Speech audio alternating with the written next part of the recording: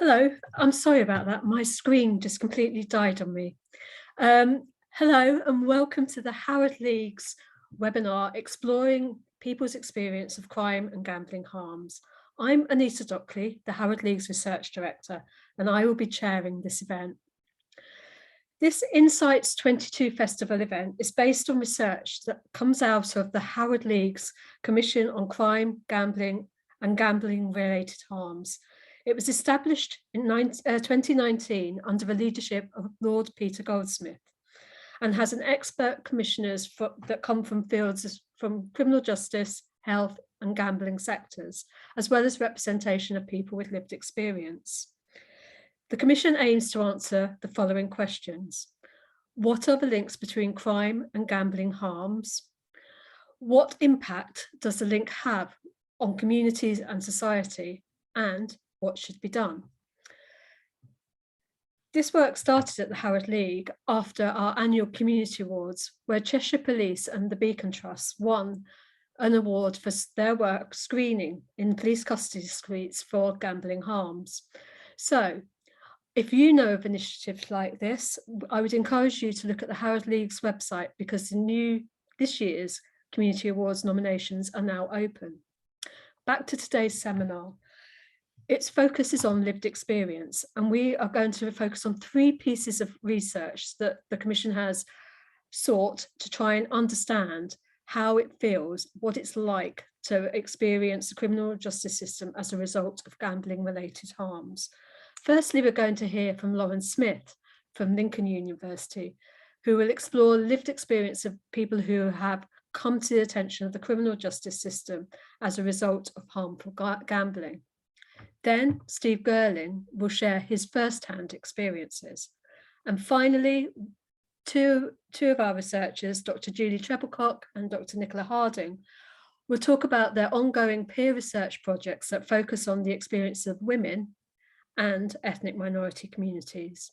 We will then open up to discussion and based on your questions that you will hopefully be putting throughout the session on the Q&A function. Now, it's time to hear from our academics and our speakers. So I would now like to invite Lauren Smith to talk about her research. Thanks, Anita. So I'm just going to try and share my screen.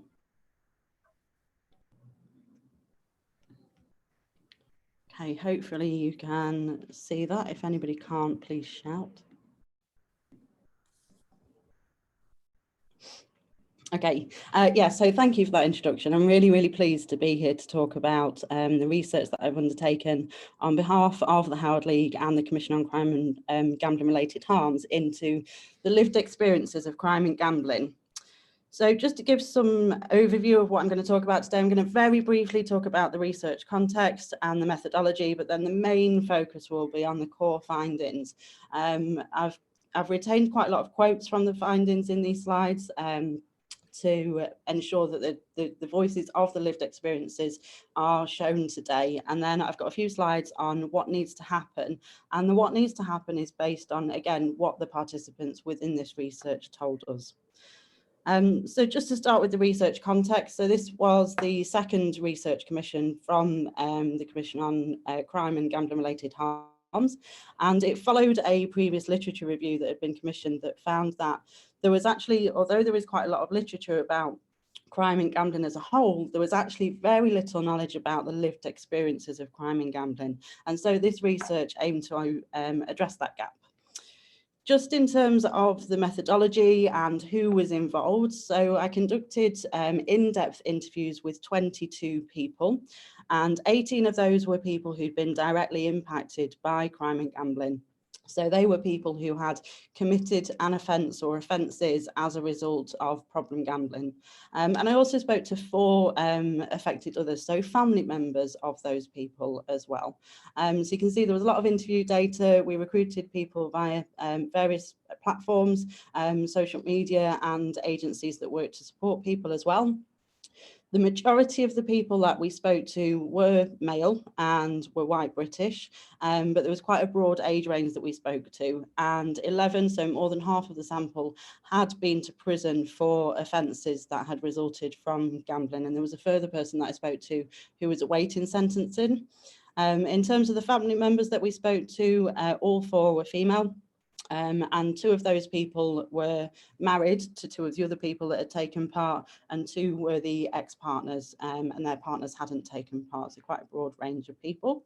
The interview was a semi-structured interview that was developed in consultation with the Howard League and through a pilot study that we did, and it explored the early experiences of gambling, how that had escalated into crime.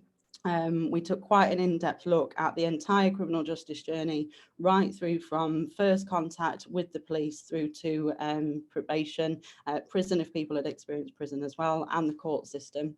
We also looked at the impact that gambling crime-related harms, what support and treatment had been available, and as I said, we explored what people felt needed to happen as well. So they were all one-to-one interviews, and they all took place online, and then we analysed them using thematic analysis. So getting into the main findings, I've just put a handful of brief sort of timelines, trajectories on the screen here, but there are actually on the Howard League webpage where this research is hosted, there are 10 quite in-depth timelines that our participants kindly gave us permission to share. But just to give a flavour of the variety of trajectories that this pathway can take.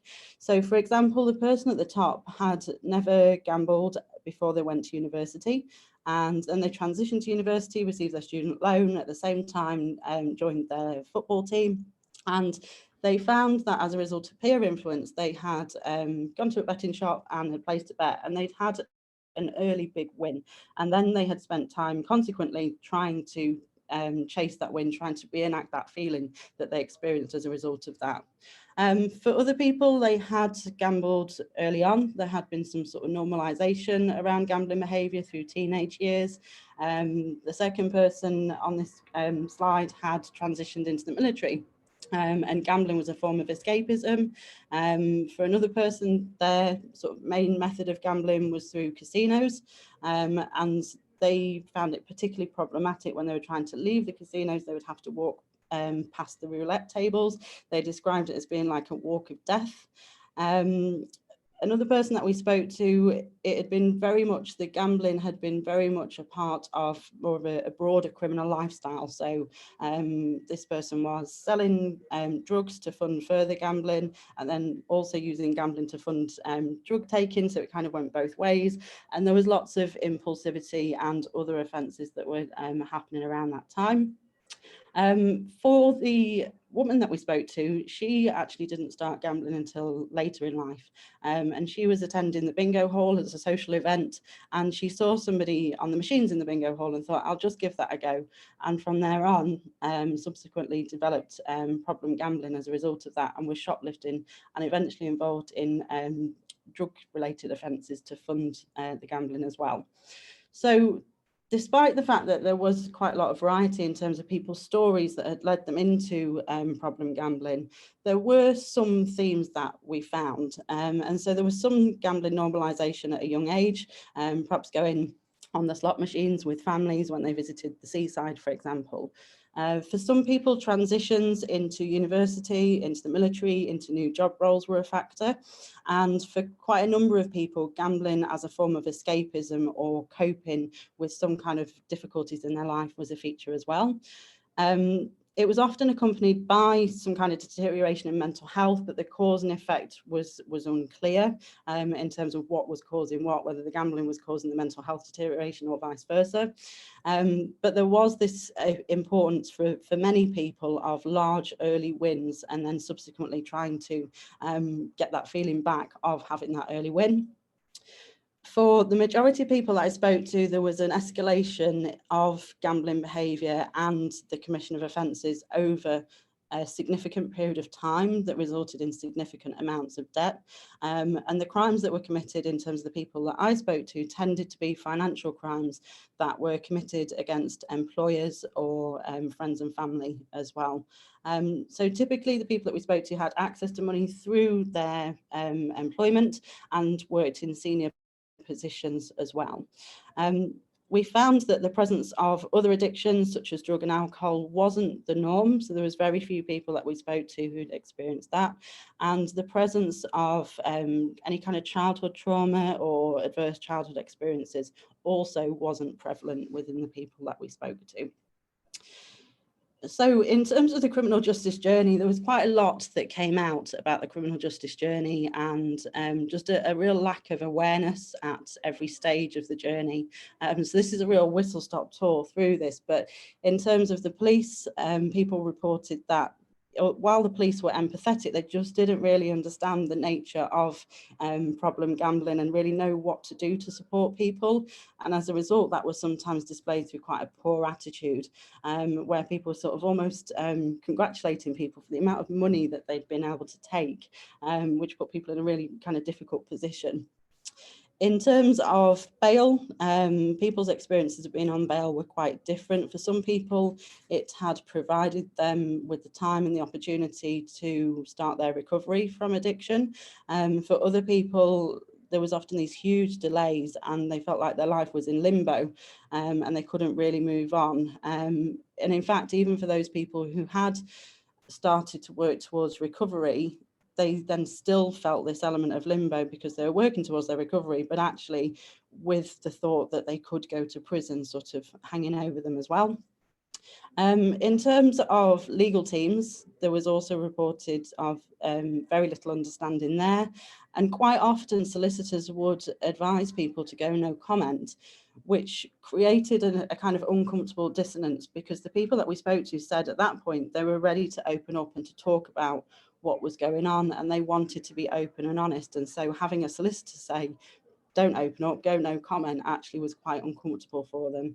The pre-sentence reports done by probation, there did seem to be some understanding around gambling addiction, but overall there tended to be very little influence of those pre-sentence reports in terms of court decision making.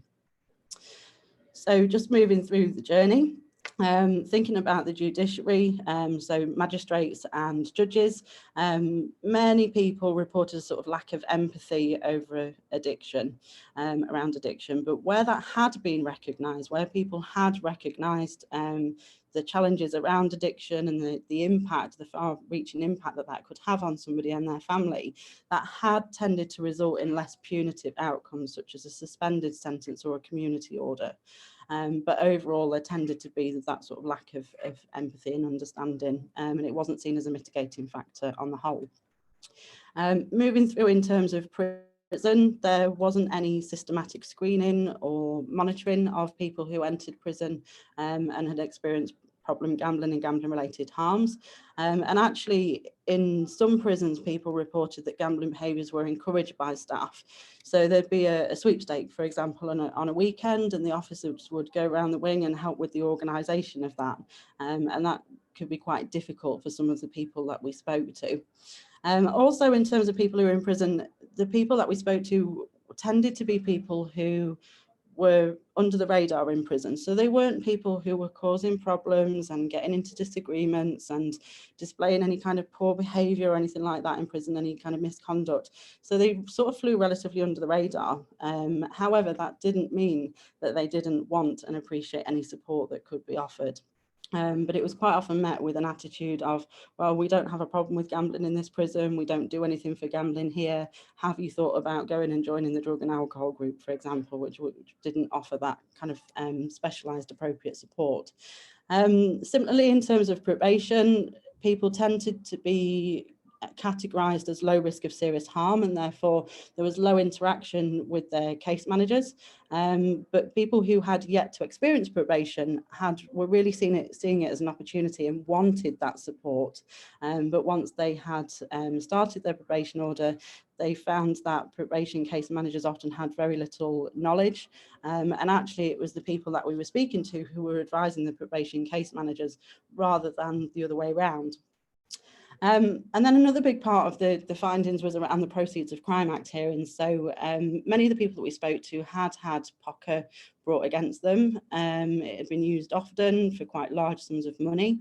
And we argue in the report that there needs to be a review around POCA, because POCA is for people who have benefited from the proceeds of their crime. But the people we spoke to were saying, look, I didn't benefit from that money. It went straight back to the gambling operators. I wasn't living a lavish lifestyle. I don't have a yacht. I don't have a fancy house and a fast car. It was all going to the operators. And POCA had a huge impact on family members as well. Very often the person who had the POCA brought against them was actually in custody at that point, and the family was sort of left outside to pick up the pieces. And we're still feeling the impact of POCA on a long-term basis as well. So in terms of the impact, we know that there's multiple impacts from gambling, but if you layer on contact with the criminal justice system on top of that, there's an even more substantial impact. So huge impacts on mental and physical health, including suicidal ideation and intent and active attempts at suicide as well. Employment, so loss of job, but then also the future disclosures of the offences as well would impact on future employment. Huge impact on finances and the long-term impact of POCA. Impact on accommodation was often linked to POCA, with some people losing their housing, their family homes, as a result of the Proceeds of Crime Act that was brought against them. And huge impact on families as well. For some, that led to relationship breakdown. For others, they had incredibly supportive families, and the importance of that support wasn't lost on them. For some people, they had been unable to see their children as a result of what had happened. And as I said, families sort of left to carry on and deal with the issues such as POCA with very little support to the families as well.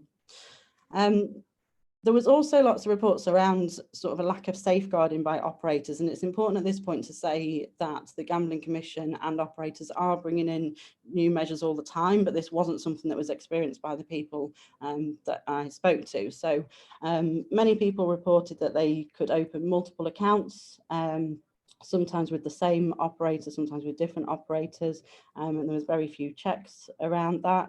Very little in the way of duty of care. So the person that I mentioned who was gambling in casinos, he said that he'd been there solidly for 4 days. And I said, did anybody kind of come and check on you and see how you were? And he said, yeah, they offered me a coffee and then I carried on. And there was very little reported in the way of affordability checks and problematic VIP schemes, sometimes where people were trying to leave and trying to reduce their gambling. Actually, they would then be enticed back in through the VIP schemes as well. People also were really keen to talk at length about the advertising, the fact that advertising is just everywhere, including in sports, and that young people are very much exposed to that. And within that advertising, people talked about warnings just not being effective. You know, so when I asked people, you know, what do you think about when the fun stops stop? People were not very complimentary about that. They said it just doesn't land with people. It is not supportive. And at the point when somebody's experiencing problem gambling, it's really not going to be helpful. And there was also some element of the warnings don't consider cultural differences. So one of the people I spoke to talked about the warning that says about gambling responsibly, but he was saying that in his culture, gambling is forbidden anyway. So telling him to gamble responsibly doesn't sort of have any bearing on what he does. And so there's some scope for the warnings to sort of have a greater cultural awareness as well. And then in terms of support and treatment, GPs had often been the first point of contact for people, but that was often very much met with a lack of awareness, and GPs not really knowing where to refer people or how to best support somebody. So you can see here there's an example of a GP saying, so have you got a gambling problem or a mental health problem? You know, what do I do with that? Rather than understanding that actually the two can be together and they both require support. A lot of the people that I spoke to had access support, but they'd had to do that themselves. They'd done the research themselves, and had quite often had to wait for a good few weeks. Once they'd made that decision to access support, they'd taken the first step to make that contact, they'd then had to wait for a period of time before they could access it as well. So in terms of what needs to happen, and as I say, this is based on the suggestions from participants, there needs to be that greater awareness at all stages of the criminal justice process, and that screening assessment for the presence of gambling addiction along the way. Greater consideration of pre-sentence reports and problem gambling and gambling harms as a mitigating factor. Those simple referral pathways need to be put in place as well, so that it's easy and accessible, and without the sort of waiting times that people had experienced. And there also needs to be, as well as the support for the gambling addiction, there needs to be a level of practical support around that as well. So as I mentioned, there's huge impacts on finances, accommodation, relationships. And so it's not just the support around the gambling that people need, it's the support to resolve some of those practical problems that had arisen as a result of what had gone on as well. As mentioned, there needs to be a review around POCA for crimes resulting from gambling addiction. And within that, a joined up approach between Gambling Commission investigations and when they have fined operators, when they've found that something is amiss, and sentences. So what people told us is that sometimes they had a sense that the operators that they were gambling with may have been fined, but actually that wasn't taken into consideration in terms of their own Proceeds of Crime Act hearings, because there isn't that joined up approach currently. Regulation and advertising, people felt very strongly that there needs to be greater regulation by the Gambling Commission in terms of affordability checks, those VIP packages, the ability to open multiple accounts. And also people pointed out the responsibility and accountability for banks. You know, banks could clearly see that there was this money going out to gambling operators, and the thresholds before banks started asking questions was quite high. And many people wanted that to be much lower. Greater regulation on advertising, and people, a few people in the sample were calling for reforms akin to tobacco reforms as well, so to go to that length, and a review of the gambling warnings to try to find something that's more effective. Greater access to timely support, so when somebody presents themselves at the GP, it's really important that the GP has that awareness of gambling addiction. Thanks, Nicola. And that they're able to make those referrals, and there is that practical support, but also to manage the sort of shame and the stigma around what has happened, and that investment in support to reduce waiting times.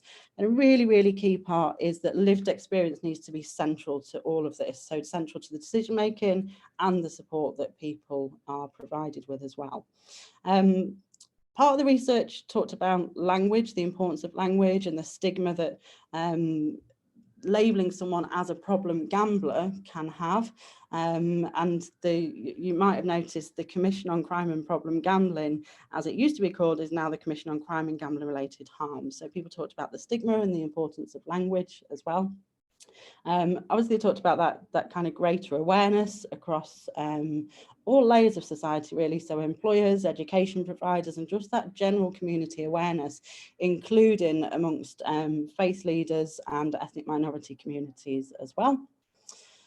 So the research did provide a lot of information about what needs to happen, but it also generated a lot of future questions as well. And so just popped on this sort of last slide some of the future research opportunities, and some of these have already been picked up by the Commission. So there needs to be more research in terms of women and gambling related harms, ethnic minority groups, more research looking at other specific types of crime. As I say, this mostly focused on financial crime. And then there needs to be those longitudinal studies to look at the long-term impact of what's going on, but also the result and the impact of any changes that are brought in. So just very quickly to conclude, I appreciate that's a real quick whistle-stop tour. Hopefully we can put the link to the full research into the chat so people can have a good look at that and have a look at the timelines. But we did get these in-depth accounts. There are widespread challenges across policy, criminal justice, health, education and industry, but lots of opportunities and suggestions for improvement, and also a vast amount of future research opportunities as well. So that's it from me, and thank you very much. Thanks, Lauren. I'd like to keep it our webinar moving. So can we now move on to Steve and his contribution, please? Thank you. Thanks, Anita. I'm just going to quickly share my screen.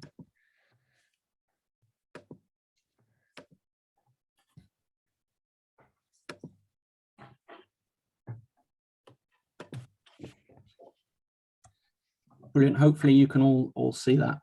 I just want to start really by, thanking the Howard League for inviting us today, but also to start by just quickly sharing my intentions for this brief session. So my intentions over the next 10 minutes are really to share part of my life with you, and share it with a way as to not to blame certain individuals, certain organisations, or how it might come across, or even to seek sympathy for my own actions. I share it to bring some additional awareness. I share it to hopefully improve some understanding, but more importantly, I share it to hopefully open up further conversations with regards to crime and gambling. And that could be with colleagues, that could be with other organisations. And those conversations might not happen today, they might not happen next week, but hopefully this type of work can sometimes be embedded and open up that wider conversation. And they're really the intentions for me being here today. Similar to what Lauren really has talked about, I really want to share a little bit of my journey, and really best to start at the childhood. So I grew up in had a really good childhood. I had like my mum and dad. I had a younger sister. We grew up in Norfolk, near the North Norfolk coast, which is a beautiful part of East Anglia. As I grew up, I had no trouble at school. Being a typical boy, I didn't really want to be going to school, but I had no trouble at school. I had a good social circle as well. I had plenty of friends. I engaged outside of school. I would regularly play football and other sports. So in terms of the upbringing, I had a really nice upbringing. The only thing, I guess, in hindsight and now looking back through my recovery, is one thing that we never done as a family, is we never really discussed or showed our emotions. And my mum and dad being really prominent in that, we never really talked about that at all. My first involvement with gambling was on a family trip, really. So in the summer months, we would regularly visit the North Norfolk coast and have a great day at the beach. Spent time playing cricket, going in the sea, all of that nice family stuff. At the end of the day, we'd go into the amusement arcade, and what started off as playing on like penny pushers at the age of, 10, for example. As I started to get older, towards the ages of like 14, 15, started to go on the slot machines. And of course, I'd get some pocket money, and once that had been spent, that was it. But that was really the end of the day, as part of like the entertainment and part of the enjoyment. But I think it's worth stating that was my first involvement around gambling. Once I left school, I kind of stumbled into a career. I stumbled into a career in finance. I didn't really know what I wanted to do when I left school. And this was, again, something I stumbled into, but thought, right, I'm gonna work hard and get my head down and forge a career in finance. So I done qualifications. I sort of studied, went to college. I changed jobs a few times as the years progressed, trying to really strive for what I thought was success, which was the high paid salary, the nice car, the share options, all that type of stuff. And that was me really just getting my head down and really focusing on my career. Again, during that time, we didn't really gamble. I probably would class myself at that point as a casual gambler. So I'd done the lottery. I probably, if I was playing football of the weekend, I would do maybe an accumulator, or if the Grand National was on, I'd maybe have a bet, but it was very casual. As I started to grow on the career ladder and really started to climb for a few different positions, I was a business and finance manager at a local charity. I really started to then struggle with my own emotions and my own feelings. And I remember that first time actually really plucking up the courage of going to my local GP and speaking to him about my feelings. So I was really struggling. I was working long hours for the striving for success. I was really snappy. I was married at this point with 2 young children. I was really snappy towards my family. I was starting to feel really isolated and not really wanting to join in football anymore. And I was really struggling to get up in the mornings as well. And that was my first time I really started to talk about those things. And I remember my GP very quickly gave me the solution of a script of medication and 1 week off work, which was the solution to those problems. And I initially declined both and carried on doing the same thing, working hard. And obviously the definition of insanity, is doing the same thing but expecting different results. But ultimately that's what I was doing. I then plucked up the courage again to speak to my director at the time. And, his words to me, and this again is no slight on him, men's mental health wasn't talked about. Blokes didn't talk about feelings. This was about 11 years ago. His words were me was, Steve, you need to grow some balls. And I very much left that meeting thinking, this is me. These are my issues. I just need to get on with it. And again, the definition of insanity, I've done the same thing for a couple of years after. I then moved jobs because I thought that would really help, and ended up getting to where I was striving to get through all of these long hours and the studying. I then got a position as a chief finance officer and executive director for 7 companies, PLC company. And soon I realized that I had jumped from the frying pan into the fire and really, really struggled. And I then remember receiving an email from a gambling operator to say I've got some free spins in a casino. I think I'd had a bet on the Grand National, and I remember thinking, why not? They're free, and I won a few £100 through that bonus, that free spins. And I can remember the feeling that gave me, from feeling really low and so all of a sudden this sense of elation. And for me, that then became a vicious cycle. Over 3 years, I'd spend so much time on my phone just trying to feel better. I'd already spoken to a couple of people, but for me, this was something I could do on my own to make myself feel better. The issue was that the money I had won soon ran out, and then I was using my own money again, which soon ran out. But because I wanted to hide it, I didn't want my wife to know it was something I could do on my own. And we had some savings. I had never been in trouble with the police or the law before. I shamefully decided to steal some money from the company I was working for. I knew out of the 7 or so bank accounts, there was one that was never audited for whatever reason. And I decided if I take some money, I'll be able to gamble, win, and then pay it back. That never happened. And that cycle continued for 3 long, painful, hard years. During that time, I was in the VIP scheme of 3 main operators in the UK, and I was regularly seen at high-profile events with various bonuses going into my online account. And in that 3 years, I didn't realise at the time, it was only when I came out of prison that I worked it out. I had actually staked 19.9 million, and I'd actually stole just over £1 million in that 3-year period, and had no intervention either from anybody. November 17 was when I hit rock bottom. I just visited the A&E department because I thought I was having a heart attack. I think it was my body giving me a warning of what was going on. And from that, I knew something was wrong. I needed to do something about my behaviour, and resigned from my position. About a month or so after resigning, I then broke down in front of my wife and told her everything, who's been so supportive. I need to say that now. She's been amazing. She stood by me through the whole process, but she then went and spoke to my employer and told her everything. I was then arrested subsequently in the February. I'd already provided 3 years worth of bank statements at this point and highlighted every single transaction. I was working with my ex-employer and their solicitor to tell them everything what had happened. It was straightforward, like bank transfers. There was no invoicing, fake invoicing involved or anything.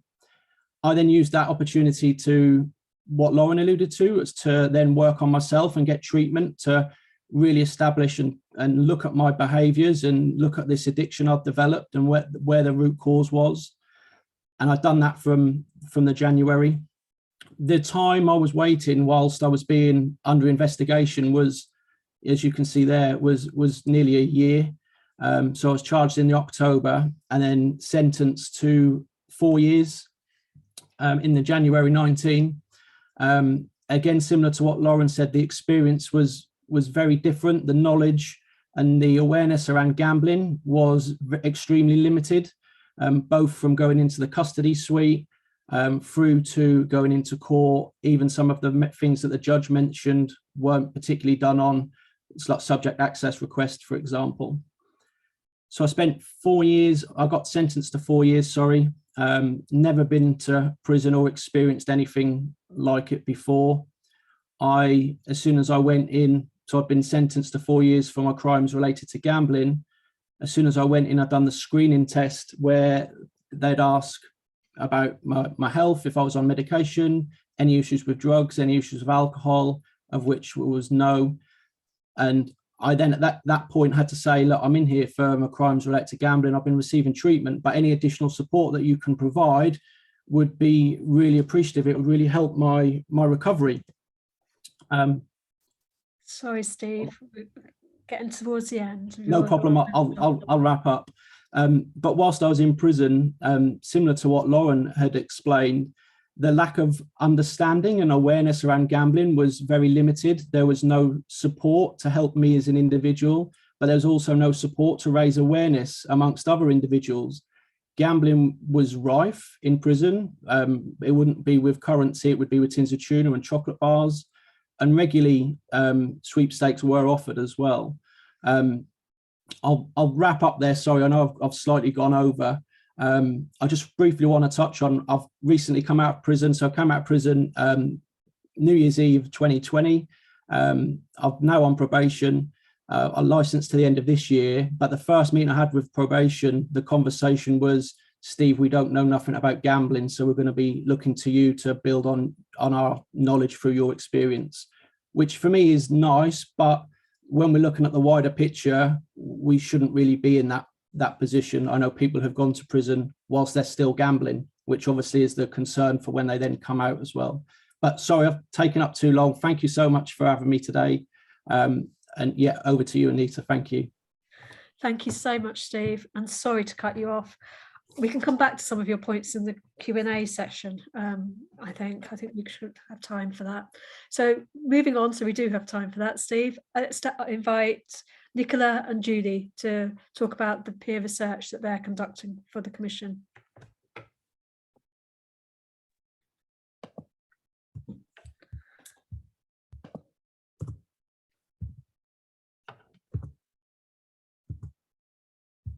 Hi everyone, I hope everyone can see my slides. Please obviously shout if you can't. Thanks firstly to Steve and Lauren for some really fascinating insights to your experience and also the research that you've been doing, Lauren. So just in terms of the next presentation, Nicola Harding from Lancaster University and myself, I'm Julie Trebilcock from Middlesex University, are just going to very briefly present about some research that we're really about halfway through. So anyone that was looking for findings, I'm sad to disappoint you, we don't have those quite yet, although it's been really interesting to hear from the previous presenters, and I think we're already touching on some sort of very interesting and similar themes. The priority for our research, as you can see from the slide, is to look at the specific experiences of women, crime and gambling related harms, and Anita also mentioned very early on that we're also involved with another study, which we won't talk to today, around the experience of ethnic minority communities. So very briefly, I just wanted to start just by kind of talking to a little bit more about our research team. A really kind of critical kind of part of our research, we feel, is that we really want to try and draw on people's lived experience, professional experiences, academic experiences, and kind of come together. So I think it's fair to say we have a very strong team of women. We've got 4 fantastic peer researchers. 3 of those are women who have experiences of gambling and gambling related harms as gamblers themselves, and have disclosed a number of kind of different either kind of offences for which they haven't been convicted, or perhaps offences for which they have received a criminal justice sentence. One of our peer researchers is also an affected other, and we're working together alongside these women with Bet No More and the Howard League to try and bring all these different experiences together, as I say, both lived experience, academic and also professional, to really try and develop a much clearer understanding about really what the kind of critical issues are and how we can best understand them. And in a couple of slides time, Nick will talk to you a little bit more about, you know, some of the kind of creative and hopefully exciting ways we're going to try and do that. Okay, there's a lot on this slide, and I'm not going to kind of run through all of it. On the left-hand side are our research aims. As you'll see there, we're trying to look at various different aspects of women's lived experience, both as people who have gambled themselves, but also those who have been affected by the gambling of others.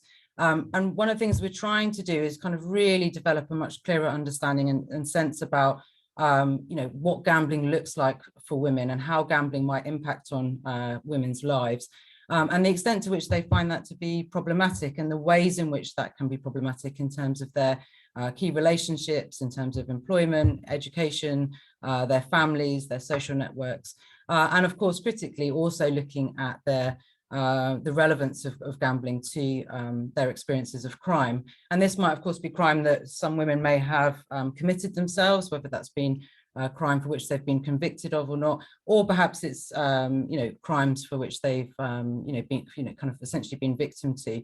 Lauren mentioned the kind of need to think about a little bit more around issues surrounding domestic violence, and these are issues that we hope will come through in the research. One of the other kind of key areas we want to look at is women's experiences of services to help support them with gambling, whether these are kind of more traditional gambling related services or those that are offered within the criminal justice system, and to think about how those kind of experiences of treatment, if they have accessed them, have been for them, and the extent to which women feel that these are safe and helpful spaces for them and the experiences that they've had as women. So in terms of what we promised and set out to do to the Howard League when we were commissioned back in November, as I say, we're about halfway through. What you'll see on the top right-hand side is essentially our provisional research plan. So this is what we hope to try and set out and do. In many respects, stage 1 and stage 2 have kind of merged together, and stage 3 and stage 4 have merged together. So we have now completed our ethics. We have undertaken recruitment of those 4 fantastic women peer researchers that are working with us and engaged with a range of different training and kind of creative method sessions to try and think about how we now research this issue. What we're now in the middle of, in fact, the minute I finish this, I'm about to go off and start one of my interviews, is now interviewing key stakeholders and also women with lived experience of gambling related harms. And as I say, this relates both to women who have gambled themselves and those who have been affected others. And of course, we recognise there will be overlap between those two. This is a bit of a kind of plug now, really. If you are somebody who has any of those relevant experiences, if you're somebody who would just like to know a little bit more about what we're trying to do, if you're a key stakeholder in this space, or you perhaps know somebody who might be interested in taking part, please can I urge you to either scan the QR code or look at the link that the Howard League will be adding to the chat. We are desperately just trying to find and recruit researchers, participants, at the moment. Just in terms of that, we've undertaken research interviews with 4 of our peer researchers, very in-depth interviews, which we'll plan to follow up in several occasions. We've undertaken 2 interviews with other people, and we've got another 12 that are booked into the diary in the next couple of weeks. So without further ado, I'm going to hand over very briefly to Nicola, and she's going to talk about some of the more exciting and creative things we're going to come on to do. Thanks. Yeah, so thanks, Julie. Kind of where we're up now in the data collection stage is what we've tried to do, particularly as we've got the peer researchers working alongside us, is that we've decided that alongside the peer researchers to take a creative approach to collecting the data. So some of the things that you'll see on the screen, for example, in our first day that we got together with the Howard League and all the research team, including all the peer researchers, we asked everyone to bring some songs that were meaningful, and we created a research playlist. These become talking points for why those songs, what do they mean, where do they come from, and it becomes a way for us to talk around the subject without having the kind of direct approach of some of the questions. Lived experience, people with lived experience, particularly when it involves criminalisation or it involves engagement with services, there becomes a kind of destined script, if you like, particularly anyone who's been on probation or has been through the court service. You're continually asked your story, but you're asked your story in such a way that never really dives deep underneath the surface of actually what's going on. You have almost like key points that you've got to hit along the way to help people understand, but you never really go deeper than that. The point of using these co-produced and creative methods is to try and get underneath that script, is to move it away from a line of questioning, which is the same as maybe your probation officer might have if you're in a session with your probation officer trying to understand the issue because they've got limited time, or maybe getting away from kind of the limited interactions that you might have in other areas, and really having an opportunity to dive deep about specific things. And quite often the way to do that is to not ask the same questions, is to not approach it in the same way. So like creating the playlist, it may seem a little bit like, well, what are you going to earn from that? Well, it gets us talking about the times in our lives that it was happening. So maybe some of the lyrics are meaningful towards their experience, but actually what it does is it opens up lines of conversation that you would have never got if you'd have asked those questions that are easily referred back to the script. Another one of the creative methods that we did is we looked at mind maps. So we looked at telling the story through essentially just a big sheet of paper. Here's the kind of tools that you've got, then show us what are the key parts of your life and experience. And again, it starts the talking point where this becomes the question. So we're not leading anything, we're not predetermining anything. So we'll be using a whole range of different co-produced creative methods. Before I realise we're about to run out of time, but before we do, there is key challenges when working with peer researchers when trying to take on such a kind of big project like this. And a couple of the key challenges are listed here. So recruitment.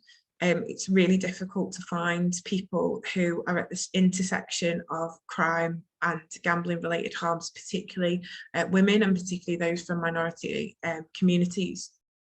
It's hard to just get in touch because not always we can kind of use our networks. The peer researchers are reaching out to their networks and through, but not everyone engages with support services. Not everyone will even identify this to as part of their criminalisation. They may not relate that back to gambling, and equally they may not have been formally criminalised for the activities that they have taken part in because of their gambling. They may not recognise it in that way. We've struggled with getting permissions from things like, getting access to prisons and things like that. And mostly that comes down to a time issue and the current context of what's been going on. So with various prisons going in and out of different stages of lockdown because of COVID still. So time is a real issue with this. So one of the greatest pieces of advice for anyone, and it kind of says it everywhere, we're not reinventing the wheel here, is that actually when you're doing a co-produced study with even traditional methods but add creative methods into it, you need time to do that, and we are on a time crunch. So so that is one of our challenges. And obviously safeguarding and support. Everything that we do within the study should be there in a safe way, in a way that is not going to trigger any kind of blips in people's recovery from gambling, but also trigger any other forms of like mental health issues or anything around the gambling related harms or the criminalisation that they or the family, if they're affected or they have faced. So it's a challenging project. I think it's going to be really worthwhile and much needed to really try and get under the layers of what's going on when we look at women, and in our other project, which is following a similar vein, albeit a little bit further behind, which is with minority communities. So that's what we've done so far. I'll wrap that up for you now. Thank you. Thank you to all our speakers. We have, miraculously, with my chairing, managed to have about 10 minutes left for questions. I know a few more are coming in as I speak, but there are some that I've picked up along the way. So Mark Conway has asked about the fact that research shows about half of all problem gamblers commit crime. And he says, would the panel agree that this statistic is entirely explainable by looking at how almost every protective factor, which normally acts as a deterrent to individuals from committing crime, is systematically dismantled at an individual level as a gambling addiction takes hold? Things like financial security, honesty, and openness. So has anybody got anything they want to come back and speak to around that issue? To agree, to see how it's come through in their research or experiences? Anybody? Lauren? Yeah, I mean, just a brief comment, really. I think it's complicated, and you know, there's not an easy answer, I don't think, to that question. I don't think I would necessarily say, yes, I completely agree. I think that the psychosocial factors clearly have a role in terms of people experiencing gambling harms and committing crime as a result of that. But I think we can't ignore the kind of underlying physiology that goes on with gambling addiction and the kind of biological changes, which, you know, that's not part of my research, and I'm not an addictions expert to be able to explain that, and there may well be people on this call that can.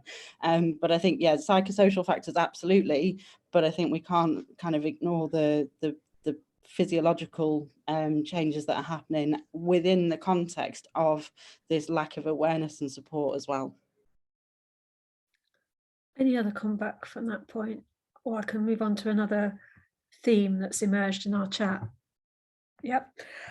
In the chat, there's been quite a rich dialogue going on about the lack of information and the knowledge that the criminal justice system has about this issue, and the fact that there are very few tools or things around that practitioners and professionals can use. I mean, people were talking in the sense of no screening that, or no CPS referrals to probation. Probation don't have things to actually use in their toolkit, and there are no sort of toolkits for people out there. Why do you think that's the case, and what do you think where should we be aiming resources? What do you think we should be doing if that's the case? Anybody? Okay, Lauren again. I'm happy for someone else to answer, but I thought I'll just come in. I think you know, like Steve said, it's not about kind of placing blame as such. It's about having the conversation and trying to increase that awareness through these types of conversations. I think in terms of the sort of lack of screening tools and so on, you know, prisons and the whole criminal justice system, they're real complex environments with lots of competing priorities with a finite amount of resources. And again, and that's not to excuse the fact that people aren't receiving the support, but I think, you know, over time, it just hasn't been anybody's priority. And I hope that now we're starting to get to the point where people are realizing that this is an issue within the criminal justice system, and so hopefully in the near future it will start to become a priority. Steve, did you want to come in there? Yeah, thank you. I think, again, from my own personal experience, having never touched the criminal justice system, you know, before, up until recently, I've noticed that nothing ever runs quickly. So change will always take a while to happen. But I think what has been really beneficial is the work that is currently being undertaken. There are some organisations that are doing some really good work. We mentioned about the screening tools that is happening, and it's about really building on that and really spreading that awareness of how it's worked well in a certain area and how we can embed that in other areas as well, so everybody is getting the same treatment, no matter whether they're in the north or in the south, and really building upon those things, and hopefully, again, panels like today, meetings like today, hopefully can then go back into workplaces, you know, within the criminal justice system to try and then open that conversation up around additional support. I think it will take time. There is a lot of I think I've always said it, I found it quite disjointed in terms of the approach. And I think that may be always the case, but I think the more that we can keep talking and working together, I think we'll make steady progress. Nicola, did you? Yeah, Nicola. Yeah, I just wanted to address it, I guess, a little bit from a gendered approach. So kind of Annabelle brought up women's centres in the chat, and it would be great, Annabelle, if we could come and see you. So definitely up for that. I've dropped my email in. However, I guess one of the things that I wanted to address, because that's my area from before here, is that a lot of the information awareness that's driven and drives the types of services that are available is around the knowledge and availability of what is there. So really, the women's centres are often directed by what charities are available, what third sector organisations, because it's simply not built into their funding for things like this, for them to go and seek it, for them to go and commission it. So there's, I think Steve is completely right, like the lack of joined up approach, but also, you know, studies like this that will raise awareness that then do end up filtering into women's centres, that working in part, those centres working in partnership with things like Bet No More, GamCare and Gordon Moody and the other places, is that it's by working together that area specifically can change. Because if we think about women's centres as being a one-stop approach to all these different issues, they're probably best placed from a gendered perspective. How that would then roll out within, you know, the prison service and within a more general population, I think is a bigger challenge. But there is a potential opportunity within the types of services that women's centres provide, but ultimately it does come back to funding. It comes back to it being a critical part of their service, and it's studies like this that will hopefully shine a spotlight on it, that vital funding can therefore then be allocated and it becomes a fundamental part of the service. You know, things like domestic violence, alcohol services, addiction services, sexual health, they were never part of general kind of support and services that were given through the criminal justice system until spotlights were shone on them, and they then became a crucial part. So I think that this is a first step, or, you know, maybe second or third step in moving that along and kind of shouting about it. Having more things like this, more studies for greater understanding, will be the backbone of what moves this forward. Well, we've now hit 1:30, and I think that leaves us all with a lovely challenge that we all should be out there rattling the bars saying, think about this issue, think about what we can do to ensure that more people do not end up in the criminal justice system because of gambling related harm. I would like to end by thanking all of our speakers for their wonderful contributions, and also all our participants for the great chat too. It's still coming through, and it's lovely to see such an engaged audience. Please keep in touch with us. Please look out also for our next piece of research that's going to be published early in June, which will look at policing and pick up on some of the issues around acquisitive crime, whether it's reported and whether there's screening in police stations. So have a look for that early in June. And once again, thank you all. Thanks for staying course and sticking with us throughout this webinar. Thank you. Bye-bye.